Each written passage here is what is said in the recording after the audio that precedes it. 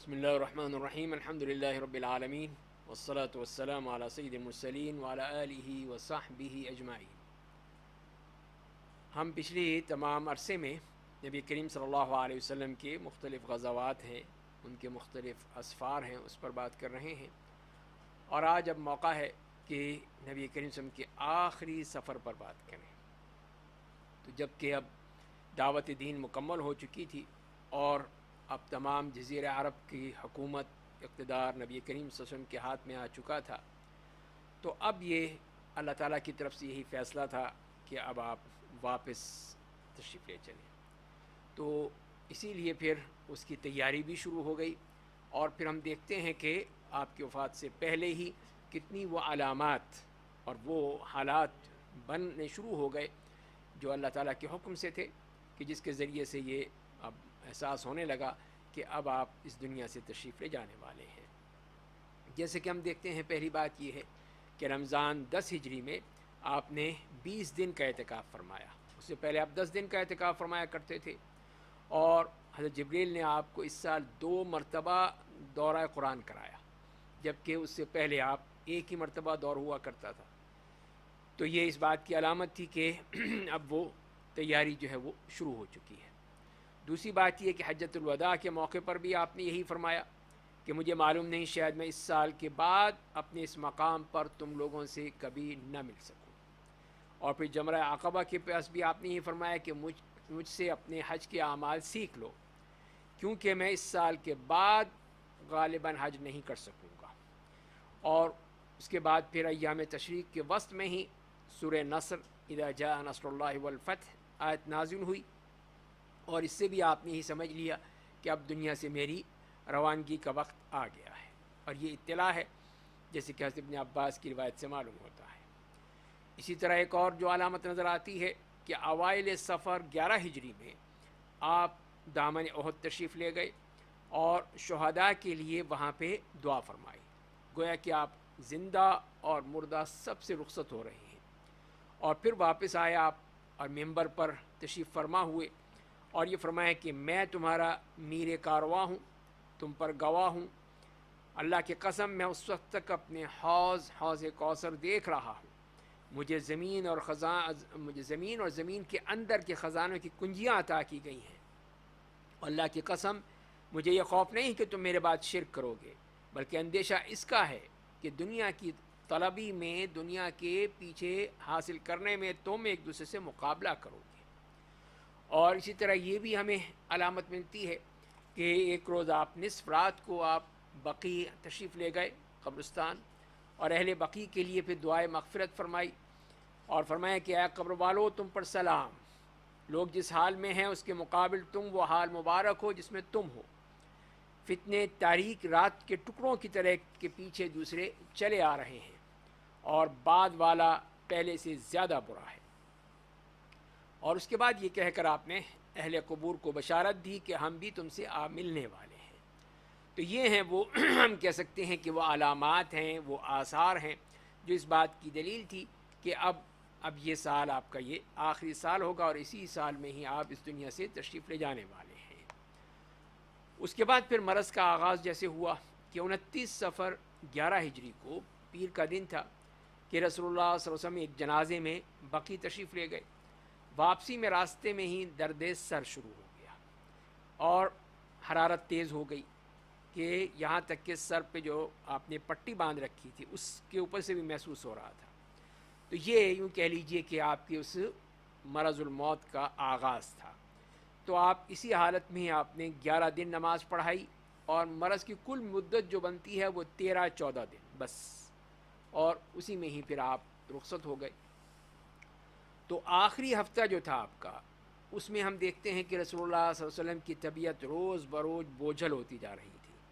اس دوران آپ ازواج مطہرات سے پوچھتے رہتے تھے کہ میں کل کہاں رہوں گا، کل کس کے گھر جانا ہے، کس کی باری ہے، اور اس سے مقصود یہی تھا کہ ازواج مطہرات سمجھ گئیں کہ آپ خاص جگہ کوئی جانا چاہتے ہیں، خاص گھر میں، تو انہوں نے اجازت دے دی کہ آپ جہاں چاہیں رہیں، ہماری طرف سے کسی قسم کا کوئی مطالبہ نہیں ہوگا۔ اب آپ کی صحت اجازت نہیں دے رہی کہ آپ اس طرح کریں، تو آپ ایک جگہ پہ آرام فرمانا چاہتے ہیں تو اس طرح پھر آپ حضرت عائشہ رضی اللہ تعالی عنہا کے حجرہ مبارک میں تشریف لے آئے، اور اس وقت منتقل ہوتے وقت بھی حضرت فضل ابن عباس اور علی ابن ابی طالب رضی اللہ عنہما کا سہارا لے کر درمیان میں چل رہے تھے، سر پر پٹی بندھی ہوئی تھی، پاؤں زمین پر گھسٹ رہے تھے، اور اسی کیفیت میں آپ حضرت عائشہ کے گھر تشریف لے آئے، اور پھر اپنی حیات مبارکہ کا آخری ہفتہ آپ نے وہیں گزارا، وہیں پر رہے ہیں۔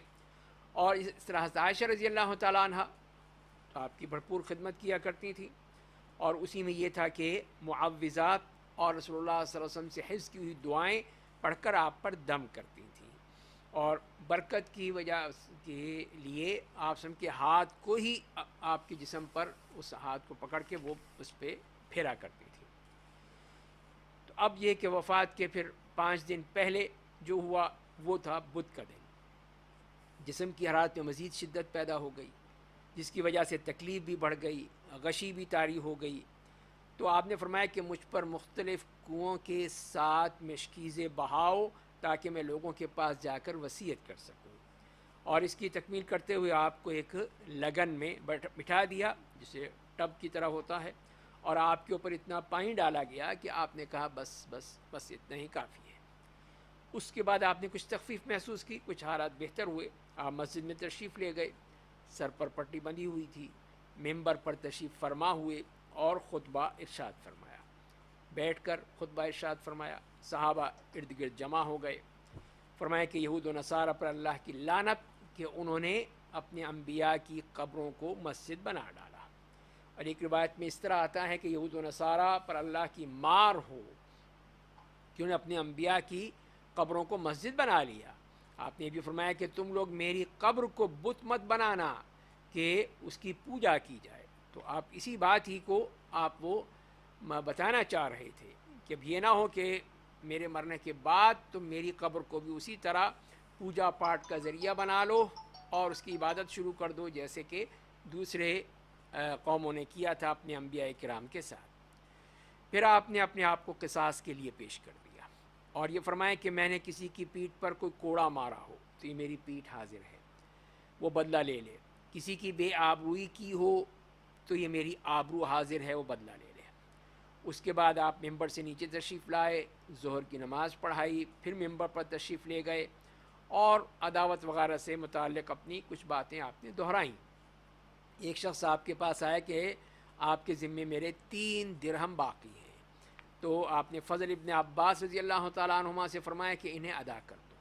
اس کے بعد انصار کے بارے میں وصیت فرمائی اور فرمایا کہ میں تمہیں انصار کے بارے میں وصیت کرتا ہوں کیونکہ وہ میرے قلب و جگر ہیں، انہوں نے اپنی ذمہ داری پوری کر دی مگر ان کے حقوق باقی رہ گئے ہیں، لہذا ان کو نیکوکار سے قبول کرنا، ان کے خطا کار سے درگزر کر دینا۔ اور ایک روایت میں آپ نے یوں فرمایا کہ لوگ بڑھتے جائیں گے اور انصار گھٹتے جائیں گے، یہاں تک کہ کھانے میں نمک کی طرح ہو جائیں گے، لہذا تمہارا جو آدمی کسی نفع نقصان پہنچانے والے کام کا والی ہو، یعنی حاکم ہو، تو وہ ان نیکوکاروں سے قبول کر لے، ان کے خطا کاروں سے درگزر کر دے۔ اس کے بعد آپ نے فرمایا کہ ایک بندے کو اللہ تعالیٰ نے اختیار دیا کہ وہ یا تو دنیا کی چمک دمک اور زیب و زینت میں سے جو کچھ چاہے اللہ اسے دے دے، یا اللہ کے پاس جو کچھ ہے اسے اختیار کر لے۔ تو اس بندے نے اللہ کے پاس والی چیز کو اختیار کر لیا۔ ابو سعید خدری رضی اللہ تعالیٰ عنہ فرماتے ہیں کہ یہ بات سن کر ابو بکر رضی اللہ تعالیٰ عنہ رونے لگے اور فرمائے کہ ہم اپنے ماں باپ سمیت آپ پر قربان ہوں، آپ پر فدا ہوں۔ اس پر ہمیں بڑا تعجب ہوا کہ یہ کیا ہوا، کہ یہ ابو بکر رضی اللہ تعالیٰ عنہ اس بارے میں، تو رسول اللہ صلی اللہ علیہ وسلم تو ایک بندے کے بارے میں بتا رہے ہیں کہ اللہ نے اسے اختیار دیا کہ وہ دنیا کی چمک دمک اور زیب و زینت میں سے جو چاہے اللہ اسے دے دے، یا اللہ کے پاس جو کچھ ہے اسے اختیار کر لے۔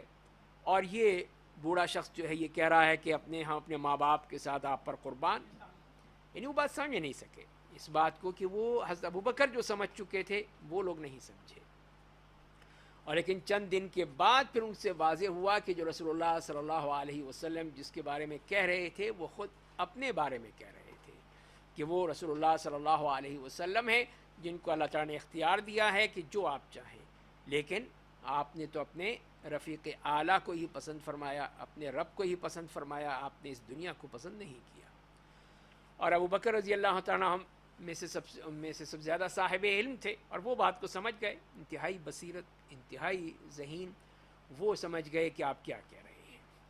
اور اسی لیے رسول اللہ صلی اللہ علیہ وسلم نے فرمایا کہ مجھ پر اپنی رفاقت اور مال میں سب سے زیادہ صاحب احسان ابو بکر ہے۔ اگر میں اپنے رب کے علاوہ کسی اور کو خلیل بناتا تو ابو بکر کو خلیل بناتا، لیکن ان کے ساتھ اسلام کی اخوت و محبت کا تعلق ہے۔ مسجد میں کوئی دروازہ باقی نہ چھوڑا جائے بلکہ اسے لازماً بند کر دیا جائے سوائے ابو بکر کے دروازے کے۔ تو یہ نبی کریم صلی اللہ علیہ وسلم کی طرف سے یہ کہنا ہی کافی تھا کہ سب کے دروازے بند ہو گئے، سب نے دروازے کھول رکھے تھے مسجد کے صحن میں، تو سب دروازے بند سوائے ابو بکر کے، اس لیے کہ اگلے خلیفہ تو ابو بکر ہوں گے۔ تو یہ حضرت ابو بکر کی خلافت کی بھی ایک نشانی سمجھ لیجئے اس کو۔ اب 4 دن پہلے کی گفتگو کرتے ہیں۔ جمعرات کا دن تھا، آپ سخت تکلیف سے دوچار تھے، تو آپ نے فرمایا کہ لاؤ میں ایک تحریر لکھ دوں جس کے بعد تم لوگ کبھی گمراہ نہیں ہوں گے۔ اس وقت وہاں پہ کئی لوگ موجود تھے، حضرت عمر رضی اللہ تعالیٰ عنہ بھی تھے۔ انہوں نے کہا کہ آپ پر تکلیف کا غلبہ ہے اور تمہارے پاس قرآن ہے، یہ اللہ کی کتاب، یہ کافی ہے۔ اللہ کی کتاب سے مراد پھر یہی کہ پورا نظام ہے، پوری شریعت ہے، قرآن و سنت ہے۔ اس پر پھر جو لوگ موجود تھے وہ اختلاف میں پڑ گئے، جھگڑنے لگے۔ کوئی کہہ رہا تھا کہ لاؤ رسول صلی اللہ علیہ وسلم لکھ دیں، اور کوئی وہی کہہ رہا تھا جو حضرت عمر فرما رہے تھے۔ اس طرح پھر لوگوں میں شور و شغب اور اختلاف بڑھتا چلا گیا۔ تو آپ نے فرمایا کہ جاؤ اٹھ جاؤ میرے پاس، سب کو آپ نے اٹھا دیا۔ اور اس کے بعد پھر وصیت کی، یہ نہیں ہے کہ وہ چیز رہ گئی تھی، یہ بھی یاد رہے کہ وہ آپ صلی اللہ علیہ وسلم ایک تو کچھ کہیں گے جو قرآن و سنت میں ہے، جو پہلے سے آ چکا ہے، اور کوئی نئی بات نہیں ہوگی۔ دوسری بات یہی ہے کہ اس وقت کی کیفیت ایسی تھی کہ آپ کے لیے مشکل تھا، تو اسی لیے پھر حضرت عمر سمجھ گئے۔ لیکن بعد میں جب آپ ذرا پرسکون ہوئے تو پھر آپ نے وہ باتیں بتا دی۔ تو وہ 3 باتوں کی وصیت فرمائی آپ نے۔ ایک اس بات کی وصیت کہ یہود و نصارہ اور مشرکین کو جزیرہ عرب سے نکال دینا۔ دوسرے اس بات کی وصیت کی کہ وفود کو اسی طرح نوازتے رہنا جس طرح آپ صلی اللہ علیہ وسلم کیا کرتے تھے، ان کا عزت و احترام، ان کا پورا حق دینا۔ تیسری بات راوی بھول گئے، تو غالباً یہی ہو سکتی ہے کہ کتاب و سنت کو مضبوطی سے پکڑے رہنے کی وصیت تھی، یا لشکر اسامہ کو روانہ کرنے کی وصیت تھی، اور یا آپ کا یہ ارشاد تھا کہ نماز اور تمہارے زیر دست، الصلاۃ وما ملکت ایمانکم، یعنی غلاموں اور لونڈیوں کا بھی خیال رکھنا، نماز کی ایک تو، دوسرے غلاموں اور لونڈیوں کو۔ تو رسول اللہ صلی اللہ علیہ وسلم مرض کی شدت کے باوجود اس دن یعنی وفات سے 4 دن قبل جمعرات کو جب تک آپ وہاں تھے نمازیں خود ہی پڑھایا کرتے تھے۔ اس روز بھی آپ مغرب کی نماز آپ ہی نے پڑھائی، اور اس میں سورہ والمرسلات عرفا اس کی ہی تلاوت فرمائی۔ لیکن عشاء کے وقت مرض کا پھر شدت ہو گئی، بڑھتی چلی گئی کہ آپ مسجد میں جانے کی طاقت نہ رہی، آپ نہیں جا سکے۔ عائشہ رضی اللہ تعالیٰ عنہ فرماتی ہیں کہ نبی کریم صلی اللہ علیہ وسلم نے پوچھا کہ کیا لوگوں نے نماز پڑھ لی؟ ہم نے کہا کہ نہیں یا رسول اللہ، وہ آپ کا انتظار کر رہے ہیں کہ آپ تشریف لائیں گے۔ آپ نے فرمایا میرے لیے لگن میں پانی رکھو۔ ہم نے ایسے ہی کیا، آپ نے غسل فرمایا، اور اس کے بعد اٹھنا چاہا لیکن آپ پر غشی طاری ہو گئی، نہیں اٹھ سکے۔ پھر افاقہ ہوا، پھر آپ نے دریافت کیا کہ کیا لوگوں نے نماز پڑھ لی؟ تو ہم نے کہا کہ نہیں یا رسول اللہ، سب آپ کا انتظار کر رہے ہیں۔ اس کے بعد دوبارہ سہبارہ وہی بات پیش آئی جو پہلی بار پیش آ چکی تھی کہ آپ نے غسل فرمایا، پھر اٹھنا چاہا لیکن اتنی کمزوری تھی کہ آپ نہیں اٹھ سکے، غشی پھر طاری ہو گئی۔ بالآخر آپ نے حضرت ابو بکر رضی اللہ تعالیٰ عنہ کو کہلوا بھیجا کہ وہ لوگوں کو نماز پڑھائیں۔ چنانچہ ابو بکر رضی اللہ تعالیٰ نے ان ایام میں نماز پڑھائی۔ پھر نبی کریم صلی اللہ علیہ وسلم کی حیات مبارکہ میں ان کی پڑھائی ہوئی نمازوں کی تعداد 17 ہے، 17 نمازیں جو حضرت ابو بکر صدیق رضی اللہ تعالیٰ عنہ نے پڑھائی تھیں۔ حضرت عائشہ نے رضی اللہ تعالیٰ عنہا نے نبی کریم صلی اللہ علیہ وسلم کو 3 یا 4 مرتبہ یہ کہا کہ امامت کا یہ کام حضرت ابو بکر کے بجائے کسی اور کو سونپ دیں، حضرت عمر کو کہہ دیں، اس لیے کہ ابو بکر جو ہیں وہ بہت ہی رقیق القلب ہیں، تو شاید وہ برداشت نہ کر سکیں، شاید وہ نماز نہ پڑھا سکیں۔ لیکن آپ نے کہا کہ نہیں. ہو سکتا ہے کہ ان کا یہ ہو کہ لوگ بدشگون ہو جائیں گے کہ اب نبی کریم صلی اللہ علیہ وسلم تو اب آئیں گے نہیں، لیکن نبی کریم صلی اللہ علیہ وسلم نے ہر بار انکار فرمایا اور کہا کہ تم سب صواحب یوسف والیاں ہو، اور جاؤ ابو بکر سے کہو کہ وہی نماز پڑھائیں. اس طرح پھر آپ نے ان کا جو معاملہ تھا، ان کی جو بات تھی، اس کو رد کر کے یہی کہا کہ نہیں، ابو بکر ہی نماز پڑھائیں گے.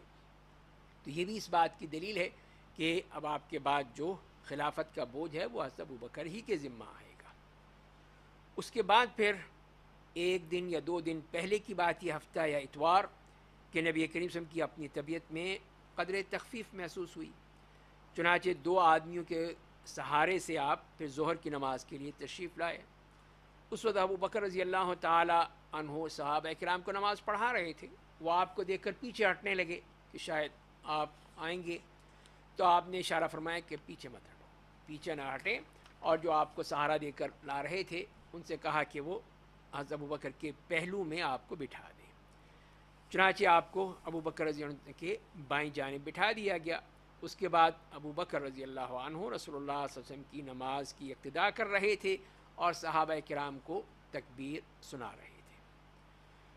تو یہ اس دن کا، اس سے ایک دن پہلے کی بات یہ ہے، یعنی اتوار کا دن، وفات سے ایک دن پہلے، تو نبی کریم صلی اللہ علیہ وسلم نے اپنے تمام غلاموں کو آزاد فرما دیا.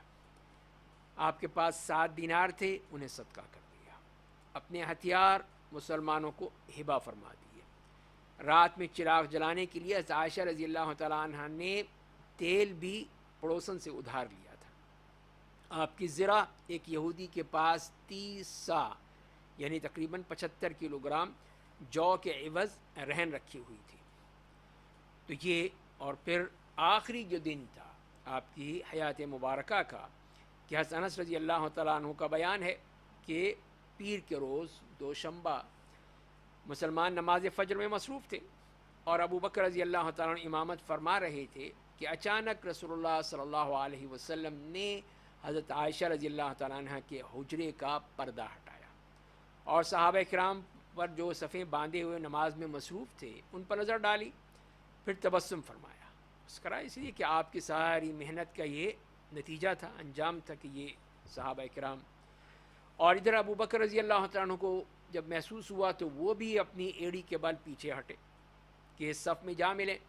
وہ یہی سمجھے کہ رسول اللہ صلی اللہ علیہ وسلم نماز کے لیے تشریف لانا چاہتے ہیں.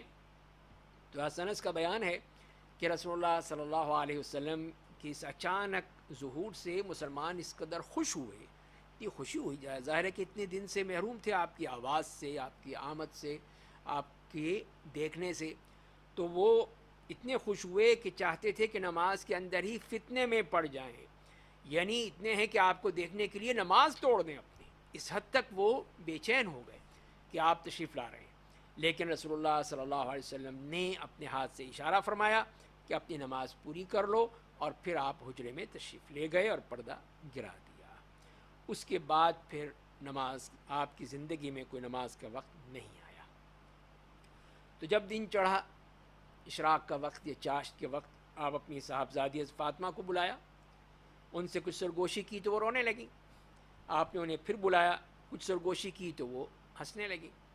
حضرت عائشہ رضی اللہ عنہ کا بیان ہے کہ بعد میں ہمارے دریافت کرنے کے پر انہوں نے بتایا کہ پہلی بار جب نبی کریم صلی اللہ علیہ وسلم نے مجھ سے سرگوشی کرتے ہوئے بتایا تھا کہ آپ اسی مرض میں اللہ کے ہاں چلے جائیں گے، یعنی انتقال فرما جائیں گے، تو اس لیے میں رو پڑی. اور پھر آپ نے جو سرگوشی کی تو مجھے بتایا کہ آپ کے اہل و عیال میں سب سے پہلے میں آپ کے پاس جاؤں گی. اس پر میں ہنس دی، خوش ہو گئی. اور آپ نے یہ بھی ان کو بشارت دی کہ تم ساری خواتین عالم کی سیدہ ہو، سردار ہو. تو یہ بھی مقام ان کو دے دیا، اتنی بڑی بات ان سے بھی فرما دی.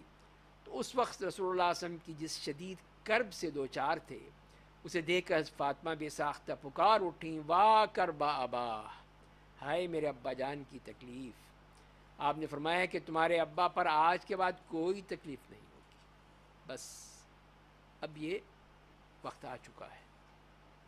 آپ نے حسن اور حسین کو بلایا، ان کو پیار کیا، ان کے بارے میں خیر کی وصیت فرمائی. ازواج مطہرات کو بلایا، انہیں واعظ و نصیحت فرمائی. اور ادھر یہ لمحہ لمحہ تکلیف بڑھتی چلی جا رہی تھی. اور جیسے کہ ہم نے پہلے پڑھا تھا کہ خیبر میں وہ یہودی عورت نے جو آپ کو گوشت میں زہر ڈال کے دیا تھا، اس زہر کا اثر بھی ظاہر ہونا شروع ہو گیا تھا، جو اس وقت آپ نے صرف اس کا دانت لگائے تھے. تو اسی لیے عائشہ رضی اللہ تعالیٰ یہی فرمایا کرتی تھیں کہ آپ ان سے فرماتے تھے کہ عائشہ، خیبر میں جو میں نے کھانا کھا لیا تھا اس کی تکلیف میں مسلسل محسوس کر رہا ہوں. اس وقت مجھے محسوس ہو رہا ہے کہ اس زہر کے اثر سے میری رگیں جان کٹی جا رہی ہیں.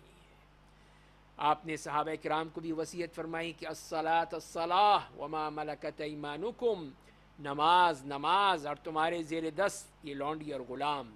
آپ نے یہ بات کئی دفعہ فرمائی، بار بار کہا. اور پھر نزع کی حالت شروع ہو گئی. پھر وہ حالت جب زیادہ بگڑ گئی تو حضرت عائشہ رضی اللہ عنہا آپ کو اپنے اوپر اپنے سینے پر آپ کے سر رکھ کے آپ کو سہارا دے کے بیٹھ گئیں. اور ان کا بیان ہے کہ اللہ کی ایک نعمت مجھ پر یہ ہے کہ رسول اللہ صلی اللہ علیہ وسلم میرے گھر میں میری باری کے دن میرے سینے سے ٹیک لگائے ہوئے، تکیہ لگائے ہوئے وفات فرمائی ہے. اور آپ کی موت کے وقت اللہ نے میرا لعاب اور آپ کا لعاب اکٹھا کر دیا. اور وہ اس طرح کہ عبد الرحمن ابن ابی بکر رضی اللہ تعالیٰ عنہما تشریف لائے تو ان کے ہاتھ میں مسواک تھی. تو رسول مجھ سے ٹیک لگائے ہوئے تھے، میں نے دیکھا آپ مسواک کی طرف دیکھ رہے ہیں. میں سمجھ گئی کہ آپ مسواک چاہتے ہیں، تو میں نے پوچھا آپ کے لیے لے دوں؟ آپ لیں گے؟ تو آپ نے سر سے اشارہ کیا کہ ہاں. تو میں نے پھر وہ مسواک لے کر آپ کو دی. تو وہ مجھے ذرا سخت سی محسوس ہوئی، تو میں نے اسے کہا کہ میں پہلے نرم کر دوں. تو آپ نے کہا ہے ہاں. تو میں نے مسواک نرم کر دی. آپ نے نہایت اچھی طرح مسواک کی اور آپ کے سامنے ایک پیالے میں پانی تھا. آپ پانی میں دونوں ہاتھ ڈال کر چہرہ پہنچتے جاتے تھے اور فرماتے جاتے تھے کہ لا الہ الا اللہ، لا الہ الا اللہ. اللہ کے سوا موت کے لیے سختیاں ہیں. مسواک سے فارغ ہوتے ہی آپ نے ہاتھ یا انگلی اٹھائی، نگاہ چھت کی طرف بلند کی. دونوں ہونٹوں پر کچھ حرکت ہوئی. حضرت عائشہ رضی اللہ تعالیٰ نے کان لگایا تو آپ فرما رہے تھے کہ ان انبیاء و صالحین، صدیقین، شہداء اور صالحین کے ہمراہ جنہیں تو نے انعام سے نوازا ہے. اولئک الذین انعم اللہ علیہم من النبیین والصدیقین والشہداء والصالحین. تو اے اللہ مجھے بخش دے، مجھ پر رحم کر دے، مجھے رفیق اعلیٰ میں پہنچا دے. اے اللہ رفیق اعلیٰ. تو اس طرح پھر آپ نے یہ آخری فقرہ 3 بار دہرایا. تو مار رفیق الاعلیٰ، مار رفیق الاعلیٰ، یہی آپ کہتے رہے اور پھر اپنے رفیق اعلیٰ سے جا ملے. انا للہ و انا الیہ راجعون. تو یہ واقعہ ہے 12 ربیع الاول سن 11 ہجری پیر کا دن. چاشت کی شدت کے وقت پیش آیا اور اس وقت نبی کریم صلی اللہ علیہ وسلم کی عمر 63 سال 4 دن کی تھی. اور اس طرح وہ جو اللہ کی نعمت ہمیں ملی تھی، اللہ تعالیٰ کا احسان جو اب اللہ تعالیٰ نے بتایا تھا، وہ ہم سے رخصت ہو گیا. وہ اس دنیا سے چلے گئے. اور یہی مسلمانوں کے لیے سب سے بڑا وہ سانحہ تھا جو ان کے لیے ہوا ہے. اور یہی ہے کہ اہل مدینہ پر تو کوہ غم ٹوٹ پڑا، آفاق و اطراف تاریک ہو گئے. حسن رضی اللہ تعالیٰ بیان کرتے ہیں کہ جس دن رسول اللہ صلی اللہ علیہ وسلم ہمارے پاس تشریف لائے تھے، مدینے آئے تھے، اس سے بہتر اور تابناک دن میں نے نہیں دیکھا تھا. اتنا چمکدار، اتنی رونق والا دن. اور جس دن رسول اللہ صلی اللہ علیہ وسلم سے زیادہ قبیح اور تاریک دن میں نے نہیں دیکھا. ظاہر ہے کہ اب آپ کی شخصیت ہی جا رہی اس دنیا سے. تو آپ کی وفات پر بھی حضرت فاطمہ بھی جو فرط غم سے ظاہر نڈھال تھی، تو انہوں نے بھی یہ کہا یا ابتا اجاب ربا دعا، یا ابتا من جنت الفردوس مأواہ، یا ابتا الی جبریل ننعا. ہائے ابا جان جن پروردگار کی پکار پر لبیک کہا، ہائے ابا جان جن کا ٹھکانہ جنت الفردوس ہے، ہائے ابا جان ہم جبریل کو آپ کی موت کی خبر دے رہے ہیں. اس لیے کہ اب تو جبریل نہیں آئیں گے، اب تو وحی کا دروازہ بند ہو گیا. اب وہاں پہ جو صحابہ کرام کی جو کیفیت تھی وہ تو اپنی جگہ، اتنا بڑا غم، اتنا بڑا بے کراں وہ غم و دکھ تھا، افسوس تھا. تو اس وقت حضرت عمر رضی اللہ تعالیٰ عنہ کا موقف سامنے آتا ہے. تو انہوں نے بھی جب یہ وفات کی خبر سنی تو ان کے بھی ہوش اڑ گئے. انہیں کھڑے ہو کر کہنا شروع کر دیا کہ کچھ منافقین سمجھتے ہیں کہ رسول اللہ صلی اللہ علیہ وسلم وفات پا گئے. حقیقت یہ ہے کہ رسول کو وفات نہیں ہوئی، بلکہ وہ اپنے رب کے پاس تشریف لے گئے ہیں. جس طرح موسیٰ ابن عمران علیہ السلام تشریف لے گئے تھے اور اپنی قوم سے 40 رات غائب رہ کر پھر واپس آ گئے تھے، اسی لیے آپ بھی واپس آئیں گے. اللہ کی قسم رسول ضرور پلٹ کر آئیں گے، ان لوگوں کے ہاتھ پاؤں کاٹ ڈالیں گے جو سمجھتے ہیں کہ آپ کی موت واقع ہو چکی ہے. یعنی یہی سوچ دیکھیے اس بات پر کہ وہ بھی اس بات کو یعنی قبول کرنے کو تیار نہیں تھے. ان کا دل اس بات کو ماننے کو تیار نہیں تھا کہ اب آپ ہم میں نہیں ہیں. تو اس کے بعد پھر حضرت ابو بکر رضی اللہ تعالیٰ عنہ تشریف لاتے ہیں. وہ اپنا جو مکان تھا سنح کے علاقے میں، وہاں سے گھوڑے پر تشریف لائے اور مسجد نبوی میں داخل ہوئے. لوگوں سے کوئی بات کیے بغیر سیدھے حضرت عائشہ رضی اللہ عنہ کے پاس گئے. رسول وسلم کا قصد فرمایا. آپ کے جسد مبارک ایک دھاری دار یمنی چادر سے ڈھکا ہوا تھا. تو حضرت ابو بکر نے آپ کے رخ انور سے چادر ہٹائی، اسے چوما اور رو پڑے. اور پھر یہ فرمایا کہ میرے ماں باپ آپ پر قربان ہوں، آپ پر فدا ہوں. اللہ تعالیٰ آپ کو 2 موتیں نہیں دے گا. جو موت آپ پر لکھ دی گئی تھی وہ آ چکی، بس بات ختم ہو گئی. تو یہ اللہ تعالیٰ نے کس طرح ان کو اتنی حکمت اور بصیرت دی تھی کہ وہ پورے اپنی ہوش و حواس میں تھے. اس کے بعد پھر ابو بکر رضی اللہ تعالیٰ عنہ مسجد میں تشریف لائے. تو اس وقت بھی حضرت عمر رضی اللہ تعالیٰ عنہ لوگوں سے بات کر رہے تھے، اپنا جو ان کا موقف تھا. تو حضرت ابو بکر رضی اللہ عنہ نے ان سے کہا کہ عمر بیٹھ جاؤ. تو حضرت عمر نے بیٹھنے سے انکار کر دیا، نہیں مانے. ادھر صحابہ کرام حضرت عمر کو چھوڑ کر حضرت ابو بکر کے پاس آ گئے، متوجہ ہو کہ آپ کیا فرماتے ہیں. تو انہوں نے پھر جو بات کہی ہے وہ اس بات کو بتانے کی اصل بات تھی جو اس وقت اس کی ضرورت تھی. آپ نے فرمایا کہ اما بعد من كان منكم يعبد محمدا صلی اللہ علیہ وسلم فإن محمدا قد مات ومن كان منكم يعبد الله فإن الله حي لا يموت. قال الله وما محمد إلا رسول قد خلت من قبله الرسل أفإن مات أو قتل انقلبتم على أعقابكم ومن ينقلب على عقبيه فلن يضر الله شيئا وسيجزي الله الشاكرين. کہ فرمایا اما بعد کہ تم میں سے جو شخص محمد صلی اللہ علیہ وسلم کی پوجا کرتا تھا تو وہ جان لے کہ محمد صلی اللہ علیہ وسلم کی موت واقع ہو چکی ہے، اور تم میں سے جو شخص اللہ کی عبادت کرتا تھا وہ یقیناً اللہ ہمیشہ زندہ رہنے والا ہے، کبھی نہیں مرے گا، اس کی موت نہیں ہے. اور ارشاد باری تعالیٰ ہے کہ محمد نہیں ہے مگر رسول، ان سے پہلے بھی بہت سے رسول گزر چکے ہیں. تو کیا اگر وہ محمد مر جائیں یا ان کی موت واقع ہو جائے یا وہ قتل کر دیے جائیں تو تم لوگ اپنی ایڑی کے بل پلٹ جاؤ گے؟ اور جو شخص بھی اپنی ایڑی کے بل پلٹ جائے تو یاد رکھے کہ وہ اللہ کو کچھ نقصان نہیں پہنچا سکتا، اور ان قریب اللہ شکر کرنے والوں کو جزا دے گا. تو یہ تھا وہ خطاب جو حضرت ابو بکر نے فرما دیا اور اس میں ایک حقیقت بتا دی. تو صحابہ کرام کو جب تک فرط غم سے حیران تھے، ششدر تھے، کیا کریں.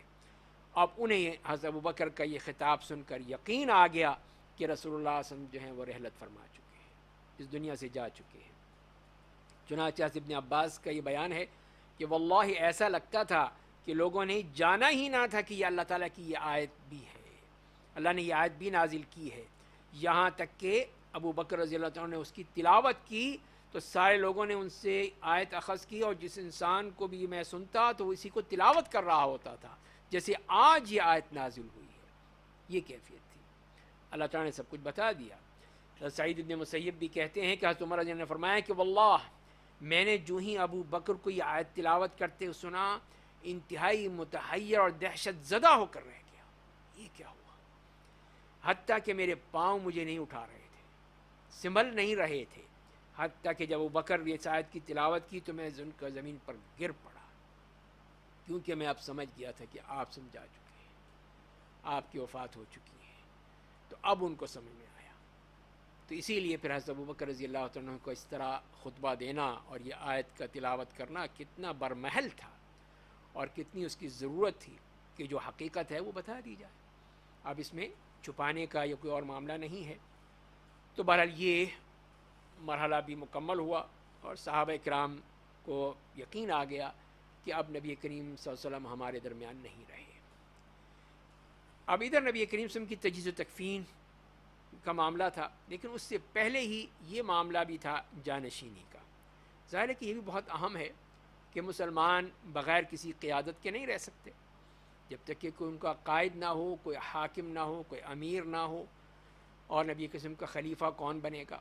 تو یہ ایک معاملہ تھا جس کو طے ہونا چاہیے تھا تاکہ مسائل آگے نہ بڑھیں. تو ثقیفہ بنی ساعدہ میں مہاجرین اور انصار کا ایک اجلاس ہوا، بحث و مناقشہ ہوئی اور کافی آپس میں گفتگو ہوئی. بعض نے کہا کہ منا امیر و منکم امیر، ایک تمہارے میں سے ایک ہمارے میں سے. ظاہر لیکن یہ ہو نہیں سکتا تھا. اور اسی طرح پھر حضرت ابوبکر نے بھی دیکھا، حضرت عمر کہا، ان کو ہاتھ بڑھایا ان کی طرف. تو انہوں نے کہا نہیں، آپ ہی امیر بنیں گے، آپ ہی ہمارے حاکم بنیں گے، آپ ہی خلیفہ ہوں گے. اور آخر پھر تمام صحابہ کرام کا، مہاجرین اور انصار سب کا اتفاق ہو گیا کہ حضرت ابوبکر رضی اللہ تعالیٰ عنہ ہی خلیفہ ہوں گے، اور ان کی خلافت پر سب کا اتفاق ہو گیا.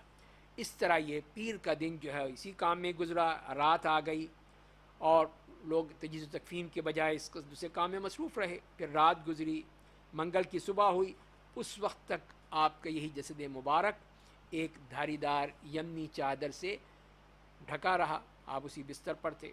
تو باقی لوگوں نے باہر سے دروازہ بند کر دیا تھا. تو منگل کے روز پھر یہ کام انجام پائے. آپ کے کپڑے اتارے بغیر غسل دیا گیا. غسل دینے والے حضرات یہ تھے حضرت عباس، حضرت علی. حضرت عباس کے دو صاحبزادے فضل اور قثم، رسول اللہ صلی اللہ علیہ وسلم کے آزاد کردہ غلام شقران، اسامہ ابن زید اور اوس ابن خوری رضی اللہ عنہم جمیعاً. تو یہ صحابہ کرام تھے. تو حضرت عباس، فضل اور قثم رضی اللہ عنہم آپ کو کروٹ دے رہے تھے، آپ کے جسم کو اٹھا رہے تھے. اور اسامہ اور شقران رضی اللہ عنہما پانی بہا رہے تھے. حضرت علی جو ہے وہ غسل دے رہے تھے. حضرت اوس نے آپ کو اپنے سینے سے لگا رکھا تھا، ٹیک لگا رکھی تھی. اور اس طرح پھر آپ کو غسل دیا گیا. اس کے بعد آپ کو 3 سفید یمنی چادروں میں کفنایا گیا. ان میں کرتا اور پگڑی نہیں تھی، بس آپ کو چادروں میں ہی لپیٹ دیا گیا اور اسی میں ہی آپ کا وہ کفن بنا دیا گیا. آپ کی آخری آرامگاہ کے بارے میں بھی صحابہ کرام کے اندر اختلاف تھا کہ اب ہم اس کو کہاں پہ آپ کو تدفین کہاں ہو. تو حضرت ابوبکر رضی اللہ تعالیٰ عنہ نے فرمایا کہ میں نے رسول اللہ صلی اللہ علیہ وسلم کو یہ فرماتے ہوئے سنا ہے کہ کوئی بھی نبی فوت نہیں ہوا مگر اس کی تدفین وہیں ہوئی جہاں وہ فوت ہوا، جہاں اس کا انتقال ہوتا ہے. تو اس فیصلے کے بعد حضرت ابو طلحہ رضی اللہ تعالیٰ عنہ نے آپ کا بستر اٹھایا جس پر آپ کی وفات ہوئی تھی، اور اس کے نیچے پھر وہ قبر کھودی گئی. تو قبر لحد والی یعنی بغلی قسم کی جو قبر ہوتی ہے وہ کھودی گئی تھی. اس کے بعد باری باری 10 صحابہ کرام حجرے میں داخل ہوتے اور نماز جنازہ پڑھتے تھے. کوئی امام نہیں تھا. تو سب سے پہلے آپ کے جو خانوادہ تھا بنو ہاشم، انہوں نے نماز جنازہ پڑھی. پھر مہاجرین نے، پھر انصار نے، پھر مردوں نے، پھر خواتین نے، پھر بچوں نے. اس طرح باری باری سب وہ نماز جنازہ پڑھتے رہے. اور نماز جنازہ پڑھنے میں ہی پورا دن گزر گیا اسی میں. ظاہر ہے کہ اس دن پھر آپ کی جو غسل بھی دیا گیا، کفن بھی ہوا، تدفین بھی ہوئی، اور پھر نماز جنازہ. تو دن نکل گیا اور بدھ کی رات کو آ گئی. تو رات میں آپ کے جسد پاک کو سپرد خاک کر دیا گیا. اس لیے عائشہ رضی اللہ تعالیٰ کا بیان ہے کہ ہمیں رسول کی تدفین کا علم نہیں ہوا یہاں تک کہ ہم نے بدھ کی رات کو درمیانی اوقات میں کھودنے کی، پھاوڑوں کی آواز سنی. تو اس سے پھر ہمیں علم ہوا کہ اب نبی کریم صلی اللہ علیہ وسلم کی تدفین ہو رہی ہے. اور اس طرح پھر نبی کریم صلی اللہ علیہ وسلم کو جہاں پر آپ نے انتقال ہوا، جہاں پر آپ تھے وہیں پر ہی آپ کی تدفین ہو گئی. اور اس طرح آپ اس دنیا سے تشریف لے گئے اور آپ کو وہاں پر دفن کر دیا گیا. اللہ تعالیٰ نے پھر آپ کے لیے وہ جگہ بھی محفوظ فرما دی. اس کے بعد جیسے کہ واقعات آتے ہیں تاریخ میں کہ کچھ لوگوں نے کوشش کی، کچھ ایسے بدبخت تھے جنہوں نے چاہا کہ آپ کے جسد مبارک کو وہاں سے چرانے کی کوشش کریں. تو اللہ تعالیٰ نے انتظام فرمائے اور نور الدین زنگی کے ایام میں، ان کے عہد میں پھر ان کو یہ خواب میں بار بار نظر آئے تو انہوں نے آ کر پھر سب کچھ دیکھا، سب کچھ چیک کیا، اور اس کے بعد پھر انہوں نے آپ وسلم کی قبر مبارک، روض مبارک کے ارد گرد جو علاقہ ہے وہ کھدوا کے اس کے اندر وہ سیسا پگھلا کے ڈال دیا تاکہ کوئی بھی آپ کی قبر تک نہ پہنچ سکے۔ اور اسی طرح پھر یہ تو اندرونی تھا، باطنی ظاہری طور پر بھی اس کے بعد بھی 1 2 3 دیواریں ہیں، اس کے بعد وہ دیوار یا وہ پردہ نظر آتا ہے جو کہ ہم اپنی آنکھوں سے دیکھ سکتے ہیں اس کی، لیکن آپ کی جو قبر مبارک ہے وہ بہت اندر ہے، بہت دور ہے اس حوالے سے۔ تو یہ ہے وہ کہ نبی کریم صلی اللہ علیہ وسلم کو اللہ تعالیٰ نے اس طرح محفوظ کرا، جو چیز آپ ایک خطرہ محسوس کر رہے تھے، خدشہ محسوس کر رہے تھے کہ کہیں لوگ میری ہی قبر کو پھر پوجا پاٹ کا ذریعہ نہ بنا لیں، تو وہ سلسلہ اس طرح بند ہو گیا، بالکل ہی بند ہو گیا۔ ایک طرح وہ دیواریں آ گئی رہا تھا کہ آپ کی جسد مبارک کے بارے میں کوئی نقصان پہنچانے کی کوشش کرے تو وہ بھی ختم ہو گیا، اور اس طرح پھر نبی کریم صلی اللہ علیہ وسلم کی وہ قبر وہاں پر بنائی گئی اور آپ کو تدفین ہوئی، اور وہ اسی طرح ہی وہاں پہ محفوظ کر دیا گیا کہ اس میں کسی قسم کا کوئی بھی کسی کو موقع نہیں ملے گا کہ وہ وہاں سے کوئی غلط حرکت کر سکے۔ اور اس کے بعد پھر حضرت ابوبکر رضی اللہ تعالیٰ عنہ کا جو انتقال ہوا تو ان کو وہیں پہ دفن کیا گیا، اسی حجرے میں، اسی میں، اور جیسے کہ روایات میں یہی ملتا ہے کہ آپ کے کندھے کے قریب ان کا سر مبارک تھا۔ اور اس کے بعد پھر حضرت عمر رضی اللہ تعالیٰ عنہ کی جب شہادت ہوئی تو ان کی بھی خواہش یہی تھی کہ اگر میرا انتقال ہو جاتا ہے تو مجھے بھی یہاں پہ دفن کیا جائے، اور حضرت عائشہ سے اجازت مانگ کے انہوں نے پھر وہیں پر ہی ان کی بھی تدفین ہوئی۔ اس طرح پھر آپ اپنے دونوں ساتھیوں کے ساتھ، جن کی پوری زندگی ان کے ساتھ رہی اور وہ ہمیشہ آپ کے وزیر کے طور پر کام کرتے رہے، آپ کے مشیر کے طور پہ کام کرتے رہے، تو وہ آپ کے ساتھ پھر قیامت تک وہاں پہ اس دنیا میں یا اس برزخی زندگی میں بھی آپ کے ساتھ ہیں، اور انشاءاللہ وہاں پر بھی آپ کے ساتھ ہوں گے۔ تو اس طرح یہ نبی کریم صلی اللہ علیہ وسلم کی جو سیرت کا سفر ہے جو ہم نے شروع کیا تھا رمضان کے شروع میں، وہ یہاں مکمل ہوتا ہے کہ اس میں ہم نے نبی کریم صلی اللہ علیہ وسلم کی جو معمولات تھے اس پر بات چیت کی، اور پھر اس کے بعد آپ کی عبادات جو تھیں ان میں طریقہ کار کیا تھا اس پر بات کی، پھر آپ کے جو غزوات تھے ان کے بارے میں بھی جو اہم غزوات تھے ان پر بات کی گئی اور ان کو اس میں پیش کیا گیا، اور اس کے بعد آپ کا آخری میں حجۃ الوداع پر بات ہوئی، اور آخر میں پھر نبی کریم صلی اللہ علیہ وسلم کی وفات کا یہ واقعہ جو اس امت کے لیے بہت ہی بڑا سانحہ تھا اس کے بارے میں ہم نے بات کی۔ تو اللہ تعالیٰ سے یہی دعا ہے کہ اللہ تعالیٰ ہمیں سیرت کو سمجھنے، پڑھنے اور اس کو بار بار پڑھنے کی توفیق عطا فرمائے۔ ہمارا جو نبی کریم صلی اللہ علیہ وسلم کا حق ہم پر ہے، اس میں یہ حق بھی ہے کہ ہم آپ کی سیرت کو پڑھیں۔ صرف جلسے کرنے سے، جلوس نکالنے سے بات نہیں بنے گی، اس لیے کہ آپ سے جو ہمارا تعلق ہے وہ کوئی عام تعلق نہیں ہے، آپ سے جو ایک ایمانی تعلق ہے، ایک محبت کا تعلق ہے، اور آپ کی امت کے ہم آپ کی امت میں سے ہیں، آپ کی امت کے میں اللہ تعالیٰ نے ہمیں موقع دیا ہے، تو پھر یہ ہمارا فرض بنتا ہے کہ ہم خود بھی پڑھیں آپ کی سیرت کو، اپنے بچوں کو بھی پڑھائیں، اپنی خواتین کو بھی پڑھائیں، اور اس کو جو اس کے صحیح اور مستند ذریعہ ہے ان کے ذریعے سے پڑھا جائے اور ان کے ذریعے سے سمجھنے کی کوشش کی جائے، تبھی صحیح معنی میں وہ تصور ہوگا۔ صرف سنی سنائی باتیں، غیر مستند چیزیں، اس سے سیرت حاصل نہیں ہوتی ہے، نہ اس سے بات پتہ چلتی ہے۔ تو اسی لیے ہم نے جو شروع کیا تھا کہ حافظ ابن القیم رحمہ اللہ کی کتاب زاد المعاد کو سامنے رکھتے ہوئے اور اسی کی روشنی میں کہ انہوں نے تمام جو واقعات ہیں وہ صحیح احادیث سے لیے ہیں، اور جو سیرت کی جو مستند کتابیں ہیں ان سے لے کر اس کو مرتب کیا ہے، تو اس کے سامنے رکھتے ہوئے ہم نے یہ سیرت کا پورا مطالعہ کیا ہے، اور آخر میں جو آپ کی وفات کا پورا جو واقعہ بیان کیا گیا، تو وہ جو صفی الرحمن مبارک پوری رحمہ اللہ کی کتاب ہے الرحیق المختوم، اور اس معنی بہترین کتاب ہے جس میں نبی کریم کی سیرت کو مستند جتنے بھی روایات ہیں اور مستند کتابوں سے جمع کر کے کیا گیا ہے۔